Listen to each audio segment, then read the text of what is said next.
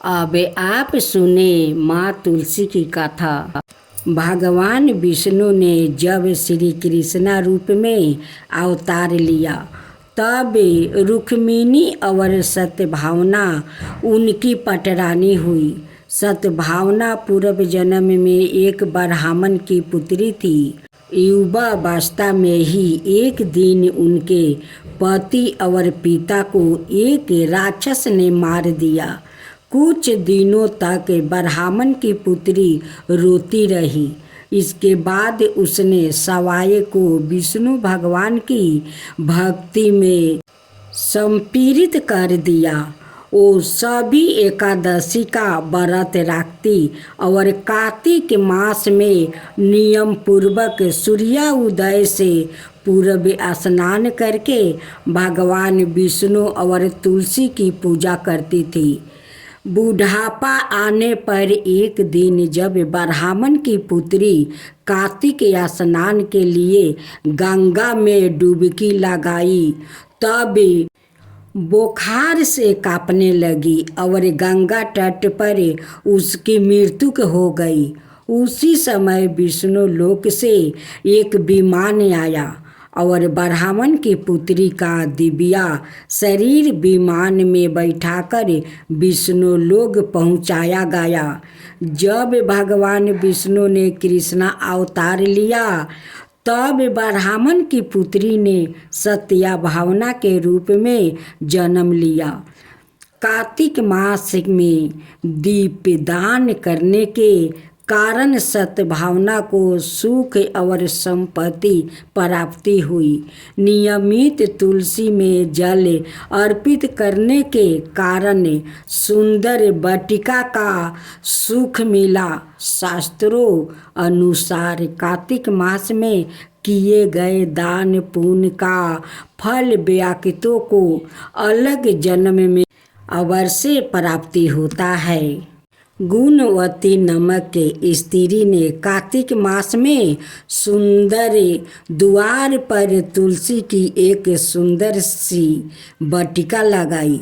उस पुण्य के कारण वो अलग जन्म में सद्भावना बनी और सदाए कार्तिक मास का व्रत करने का कारण वो भगवान श्री कृष्ण की पत्नी बनी। यह है कार्तिक मास में तुलसी आराधना का फल। इस मास में तुलसी विवाह की भी परंपरा है जो कार्तिक मास की पूर्णिमा तिथि को किया जाता है। इसमें तुलसी का पौधे को सजाए संवारे जाता है और भगवान शालिग्राम का पूजन किया जाता है। तुलसी का विवाहित विवाह किया जाता है। जो व्याकृत यह चाहता है कि इसके घर में सदाए शुभ कार्य हो, सदाए सुख शांति का निवास रहे, उसे तुलसी की आराधना अवश्य करनी चाहिए। कहते हैं कि जिस घर में शुभ कर्म होते हैं वहाँ तुलसी हरी भरी रहती है और जहाँ अशुभ कर्म होते हैं वहाँ तुलसी कभी भी हरी भरी नहीं रहती है। तुलसी हमारी आस्था है और श्रद्धा की प्रतीक है और अपरिमित औषधियों गुणों से युक्त भी। बरस भर तुलसी में जल अर्पित करना और संध्या काल तुलसी के नीचे दीप जलाना अत्यंत श्रेष्ठ माना जाता है। कार्तिक मास में तुलसी के समीप दीपक जलाने से मनुष्य अनंत पुण्य का भागी बनता है। इस मास में तुलसी के समीप दीपक जलाने से व्याकृत को साक्षात लक्ष्मी की कृपा प्राप्ति होती है, क्योंकि तुलसी में साक्षात लक्ष्मी का निवास माना गया है। अब माँ तुलसी का दूसरा अध्याय। एक बार राधा जी सखी से बोली, सखी तुम श्री कृष्णा की प्रसन्नता के लिए किसी देवता की ऐसी पूजा बताओ जो परम सौभाग्यवती हो।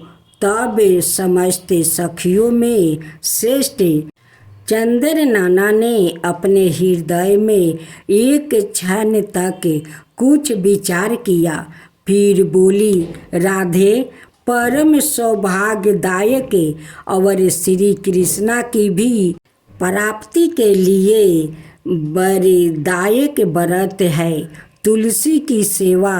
तुम्हें तुलसी सेवन का ही नियम लेना चाहिए, क्योंकि तुलसी का यदि स्पर्श अथवा ध्यान, नाम संकीर्तन, आरोपण, चेतन किया जाए तो महान पुण्य प्रदान होता है। हे राधे, जो प्रतिदिन तुलसी की भक्ति करते हैं वो कोटि सहस्त्रों योगों तक अपने उस कृत्य का उत्तम फल भोगते हैं। मनुष्यों की लगाई हुई तुलसी जब तक शाखा प्रशाखा, बीज, पुष्प और सुंदर दलों का साथ पृथ्वी पर बढ़ती रहती है, तब तक उनके वंश में जो जो जन्म लेता है वो सभी हो हजारों कल्पों तक श्री हरि के धाम में निवास करते हैं। जो तुलसी मंजीरी सिर पर राख कर प्राण त्याग करता है वो सैकड़ों पापों से युक्त क्यों न हो, यमराज की उनकी ओर देख भी नहीं सकते हैं। इस प्रकार चंद्र नाना की कही बात सुनकर परमेश्वरी श्री राधा ने साक्षात श्री हरि को संतोष करने वाले तुलसी सेवन का व्रत आरंभ किया और केतकी वन में 100 हाथ गोलाकर भूमि पर बहुत ऊंचा और अत्यंत मनोहर श्री तुलसी का मंदिर बनवाया, जिसकी दीवार सोने की जोड़ी थी और किनारे किनारे पद्म रागमणि लगाई थी। वो सुंदर सुंदर परने हरी और मोतियों के परकोटे से अत्यंत सुशोभित था। उसके चारों ओर परिक्रमा के लिए गली बनाई गई थी, जिसकी भूमि चिंतामणि से मंडित थी। ऐसे तुलसी मंदिर के मध्यम भाग में हरे फलों से सुशोभित तुलसी की स्थापना करके श्री राधा ने अभिजीत मुहूर्त में उनकी सेवा आरंभ किया। श्री राधा जी ने आश्वासन शुक्ला पूर्णिमा से लेकर चैत्र पूर्णिमा तक तुलसी सेवन व्रत का अनुष्ठान किया। व्रत आरंभ करने के उन्होंने प्रति मास पृथक पृथक रस से तुलसी को सींचा। कार्तिक में दूध से, मार्गशीर्ष में ईख के रस से, पूष में दर्क्षा रस से, माघ में 12 मासी आम के रस से, फागुन मास में अनेक वस्तुओं से मिश्रित मिश्री के रस से और चैत्र मास में पंचमृत से उनका सिंचन किया और वैशाख कृष्णा प्रतिपदा के दिन उद्यापन का उत्सव किया। उन्होंने 2 लाख ब्राह्मणों को 56 भोग से दीर्पित करके वस्तु और आभूषण के साथ दक्षिणा दी। मोटे मोटे दिव्य मोतियों का 1 लाख भरे और स्वर्ण का 1 कोटि भर श्री गंगाचार्य को दिया।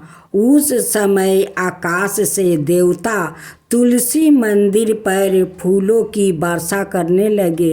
उसी समय सौरन सिंहासन पर विराजमान हरि प्रिया तुलसी देवी प्रकट हुई। उसके 4 भुजाएं थी, कमल दल के समान विशाल नेत्र थे। 16 बरस की सी अवस्था और स्वयं कांति थी। मस्तक पर हिमालय किरीट प्रकाशित था और कानों में कंचनमय कुंडल झलमला रहे थे।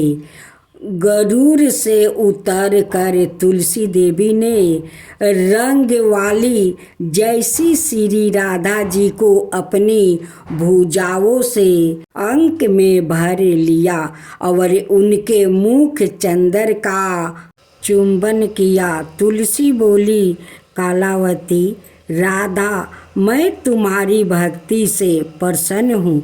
यहाँ इंद्रिया, मन, वृद्धि और चिंत द्वार जो मनोरथ तुमने किया है वो सब तुम्हारे सम्मुख सफल हो गया है। इस प्रकार हरि प्रिया तुलसी को प्रणाम करके वृष भानु नंदिनी राधा ने उससे कहा, देवी, गोविंद का उगल चरणों में मेरी आहुति की भक्ति बनी रहे। तब तथास्तु कहकर हरि प्रिया अंतर्ध्यान हो गई। इस प्रकार पृथ्वी पर जो मनुष्य श्री राधिका का इस विचित्र उपाख्यान को सुनता है वो भगवान को पाकर कृतार्थ हो जाता है। अब माँ तुलसी का तीसरा अध्याय। कार्तिक महीने में एक बुढ़िया माई तुलसी जी को सिंचती और कहती कि हे तुलसी माता, सत्य की दाता, मैं बिलरा सिंचू तेरा, तू करे निस्तार मेरा। तुलसा माता अडूबा दे, लडूबा दे, पीतम्बर की धोती दे, मीठा मीठा घास दे, बैकुंठ में बास दे, चटक की चाल दे, मटक की मौत दे, चंदन का काठ दे, रानी सा राज दे, दाल भात का भोजन दे, 11 की मौत दे, कृष्णा जी का कंधा दे। तब तुलसी माता यह सुनकर सूखने लगी तो भगवान ने पूछा कि हे तुलसी, तुम क्यों सूख रही हो?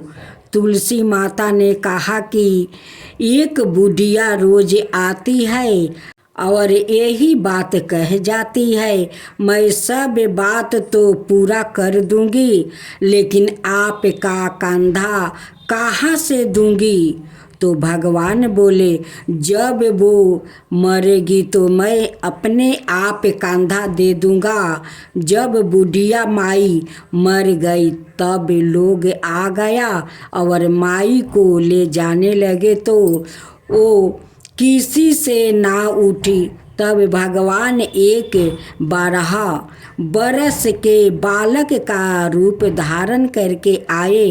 बालक ने कहा, मैं बुढ़िया के कान में एक बात कहूँगा। सबने कहा, तू भी अपने मन की कर ले बेटा। बालक बुढ़िया के पास गया और कान में कहा, बुढ़िया माई, मन ही मन निकल ले, तू बिलरा सींच मेरा, मैं करूँ निस्तार तेरा। बुढ़िया माई अडूबा ले, लडूबा ले, पीतम्बर की धोती ले, मीठा मीठा घास ले, बैकुंठ का बास ले, चटक की चाल ले, मटक की मौत ले, कृष्णा जी का कंधा ले। यह सुनकर बुढ़िया माई हल्की हो गई। भगवान के कंधा दिया और बुढ़िया माई को मुक्ति मिल गई। हे तुलसी माता, जैसे बुढ़िया माई को मुक्ति दी वैसे ही सबको देना। अब चौथा अध्याय। एक बूढ़ा ब्राह्मण था। वो रोज पीपल को जल से सींचता था। पीपल में से रोज एक लड़की निकलती है और कहती है, पिताजी मैं आपका जाऊंगी। यह सुनते सुनते बूढ़ा दिन पर दिन कमज़ोर होने लगा। तो बुढ़िया ने पूछा कि क्या बात है। बूढ़ा बोला कि पीपल से एक लड़की निकलती है और कहती है कि वो भी मेरे साथ चलेगी। बुढ़िया बोली कि कल ले आना। उस लड़की को जहाँ 6 लड़कियाँ पहले से ही हमारे घर में है, वहाँ 7वीं लड़की और सही है। अगले दिन बूढ़ा उस लड़की को घर ले आया। घर आने के बाद बूढ़ा आटा मांगने गया तो उसे पहले दिनों की अपेक्षा आज ज़्यादा आटा मिला था। जब बुढ़िया वहाँ आटा सानने लगी तो लड़की ने कहा कि लाओ मैं सान देती हूँ। जब आटा सानने बैठी तो परात भर गया। उसके बाद माँ खाना बनाने जाने लगी तो लड़की बोली कि आज रसोई में मैं जाऊंगी। तो बुढ़िया बोली कि ना, तेरे हाथ जल जाएंगे। लेकिन लड़की नहीं मानी और वो रसोई में खाना बनाने गई तो उसने तरह तरह के 36 व्यंजन बना डाली और आज भी भर पेट खाना खाया। इससे पहले वो आधा पेट भूखा ही रहते थे। रात हुई तो बुढ़िया का भाई आया और कहने लगा कि दादी मैं तो खाना खाऊंगा। बुढ़िया परेशान हो गई कि अब खाना कहाँ से लाऊंगी। लड़की ने पूछा कि माँ क्या बात है। उसने कहा कि तेरा मामा आया है और रोटी खाएगा, लेकिन रोटी तो सबने खा लिया है, अब उसके लिए कहाँ से लाऊंगी। लड़की बोली कि मैं बना दूंगी और वो रसोई में गई और मामा के लिए 36 व्यंजन बना दिया। मामा ने भर पेट खाया और कहा भी कि ऐसा खाना इससे पहले उसने कभी नहीं खाया था। बुढ़िया ने कहा कि भाई तेरी पौनी भाजी है, उसी ने बनाया है। शाम हुई तो लड़की बोली कि माँ चौका लगा के चौके का दिया जला देना, कोठे में मैं सोऊंगी। बुढ़िया बोली कि ना बेटी तू डर जाएगी। लेकिन वो बोली कि ना, मैं ना डरूंगी, मैं अंदर कोठे में ही सोऊंगी।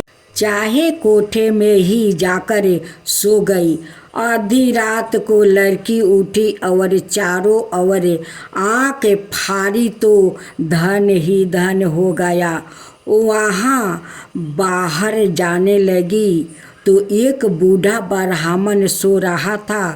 उसने देखा तो कहा कि बेटी तू कहाँ चली। लड़की बोली कि मैं तो दलिद्रता दूर करने आई थी, अगर तुम्हें दूर करवानी है तो करवा लो।